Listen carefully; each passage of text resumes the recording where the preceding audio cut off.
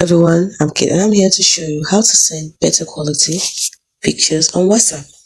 You know that it's normal for WhatsApp to compress images and it can end up looking not so good. So what do? You open a chat you want to send a picture to, click on the attach icon over here, click on gallery. You can take a picture yourself or you pick it from your gallery.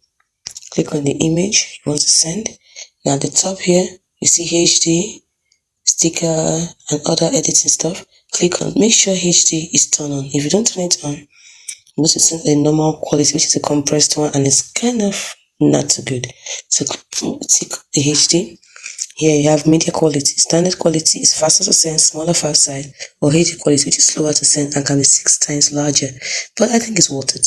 Click on HD quality and then send. So when you open it, it is better than if it was compressed. So that's it.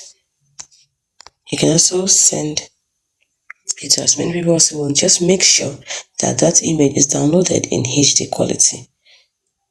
Now you can thank me by clicking the like button and subscribing to the channel.